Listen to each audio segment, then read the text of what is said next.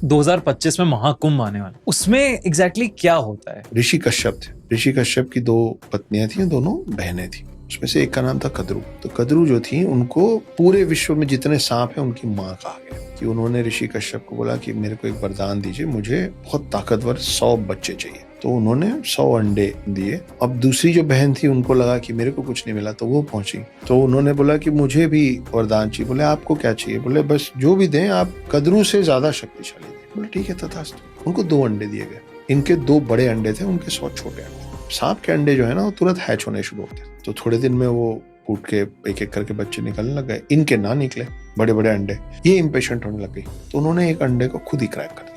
उससे जो निकला वो बहुत गुस्से से निकला, नाराजगी से निकला कि ये क्या कर दिया, क्योंकि उसका ऊपर का आधा शरीर बना था, नीचे का आधा शरीर नहीं बना था। इसका नाम है अरुण। दूसरा जो अंडा फूटा, उससे निकले अरुण के भाई गरुण देव। तो गरुण जब निकले, तब तक अरुण और गरुण की जो माँ थी, वो इनकी दासी हो गई थी, अपनी बहन और सांपों की। तो वो गई अपने मौसी के पास और अपने कजिन्स के पास। बोले मेरी माँ को दासित्व से मुक्त करो। तो बोले हमको अमृत ला दो, हम मुक्त कर देंगे। गरुण बहुत ज्यादा शक्तिशाली थे। गरुण उड़ गए वैकुंठ धाम की तरफ और इंद्र के पास से अमृत कलश चुरा लिया। वो अमृत कलश चुराने के चक्कर में इंद्र से भी लड़ गए, सारे देवों से लड़ गए और सबको हरा दिया। तो भगवान विष्णु के पास गए सारे देव। तो विष्णु निकले उसकी खोज में। वो जा रहा था पृथ्वी की तरफ। विष्णु लड़ लिए। गरुण इतने ताकतवर थे कि विष्णु को भी उनसे लड़ने में मेहनत करनी पड़ रही थी और लड़ाई चलती गई। और तब विष्णु को समझ में आया कि इसके हाथ में अमृत कलश, लेकिन ये खुद नहीं चख रहा है। युद्ध को रोका गया। बोले क्या कर रहे हो, क्यों, कहाँ ले जा रहे हो? तब उसने बताया कि मेरे को मेरी माँ को दासित्व से मुक्त कराना, उसके लिए मैं कुछ भी करूँगा। तो विष्णु जी उनको बोले कि 2 शर्त। तुम्हारा काम उन लोगों के बीच में ले आकर रख देना है ना, फिर वहां से मैं वापस ले आऊं, तुमको कोई दिक्कत नहीं। बोले नहीं, मैं उनको दूंगा, मेरी माँ दासित्व से मुक्त हो छुट्टी।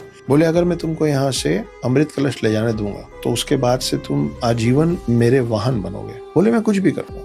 वो अमृत कलश लाया। सारे सोचो 100 सांप और उनकी माँ, उनके बीच में घास के एक ढेर के ऊपर उसने अमृत कलश रखा। बोले बोलिए मेरी माँ आप दासित्व से मुक्त है? तो बोले हाँ, दासित्व से मुक्त है, दासित्व से। जैसे ही अमृत कलश से हाथ हटाए, विष्णु जी वहां से अमृत कलश गायब कर। जब गरुण और विष्णु जी का युद्ध हो रहा, तब 4 बूंदें अमृत की गिरी थी पृथ्वी। वही 4 जगहों पे अब महाकुंभ होता है।